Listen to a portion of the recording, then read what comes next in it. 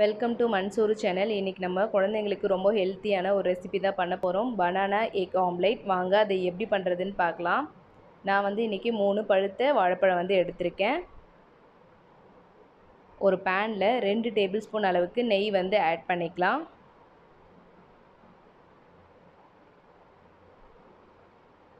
நெய் நல்லா சூடானதும் நம்ம ஆல்ரெடி எடுத்து வச்சுருக்க அந்த வாழைப்பழத்தை நான் பொடியாக கட் பண்ணி எடுத்திருக்கேன். அதையும் இதில் ஆட் பண்ணிக்கலாம்.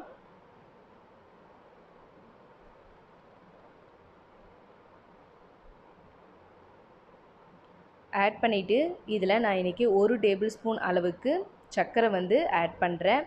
சர்க்கரை நீங்கள் ஆட் பண்ண வேணாம்னு நினைக்கிறவங்க பனவெல்லம் அப்படி இல்லைன்னா நாட்டு சர்க்கரை கூட நீங்கள் ஆட் பண்ணிக்கோங்க. இல்லை வாழைப்பழத்தில் இருக்கிற இனிப்பே போதும்னா நீங்கள் சர்க்கரை கூட ஆட் பண்ண வேண்டாம். ரெண்டுத்தையும் ஆட் பண்ணி நல்லா மிக்ஸ் பண்ணி விட்டுருங்க.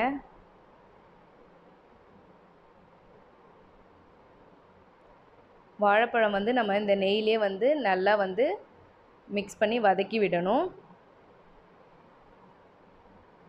நல்லா இந்த அளவுக்கு வதங்கினா போதும். நான் இன்றைக்கி 5 முட்டை எடுத்திருக்கேன். அதை நல்லா ஒரு பீட்ரு வச்சு நல்லா பீட் பண்ணி எடுத்து வச்சுக்கலாம்.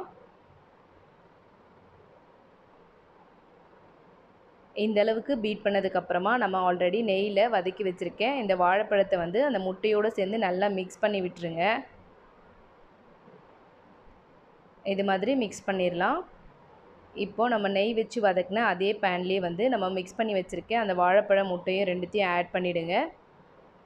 ஆட் பண்ணி ஈக்குவலாக ஸ்ப்ளிட் பண்ணி விட்டுருங்க.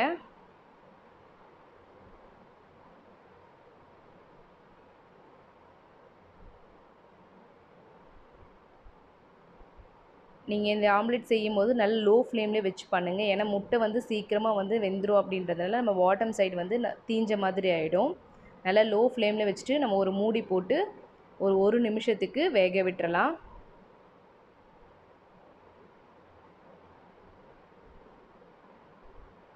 ஒரு நிமிஷம் ஆயிடுச்சு. வாங்க இப்போ அந்த சைட்லலாம் லைட்டாக எடுத்து விட்டிங்கன்னா பாருங்கள் பாட்டம் சைடு நல்லா நமக்கு முட்டை வெந்து வந்திருக்கு. இது அப்படியே நீங்கள் நார்மலாக திருப்ப முடியாது. திருப்பும் போது நம்மளுக்கு உடஞ்சிரும். அதனால் ஒரு பிளேட் ஒன்று எடுத்துக்கலாம். பிளேட் மேலே கவுத்தி இது மாதிரி எடுத்து வச்சுக்கோங்க. இப்போது அகெயின் பேனை அந்த பிளேட்டில் வச்சு அப்படியே திருப்பி விட்டுட்டிங்கன்னா உங்களுக்கு அனதர் சைடு குக் ஆகிறதுக்கு நல்லா திருப்பின மாதிரி ஆகிடும். நம்மளோட ஆம்லேட் உடஞ்சி வராது. இப்போ இதை ஒரு மூடி போட்டு ஒரு நிமிஷம் அனதர் சைடை வேக விட்டுறலாம். பாருங்கள் நம்மளுடைய ஆம்லேட் நல்லா வெந்து வந்திருக்கு. இது தனியாக ஒரு பிளேட்டில் நம்ம மாற்றி எடுத்துக்கலாம்.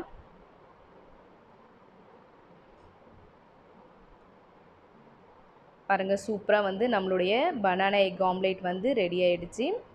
இது குழந்தைங்களுக்கு நீங்கள் நார்மலாக இது மாதிரி செஞ்சு கொடுத்தீங்கன்னா அவங்க ரொம்ப விரும்பி சாப்பிடுவாங்க. ரொம்ப ஹெல்த்தியாகவும் கூட. இந்த ஆம்லேட் ரெசிபி உங்களுக்கு பிடிச்சிருந்தா உங்கள் வீட்டில் ட்ரை பண்ணி பாருங்கள். ட்ரை பண்ணி பார்த்துட்டு எப்படி இருக்குன்னு கமெண்ட் பண்ணுங்கள். உங்கள் ஃப்ரெண்ட்ஸ்க்கு ஷேர் பண்ணுங்கள். சப்ஸ்கிரைப் பண்ண மறந்துடாதீங்க. தேங்க்யூ.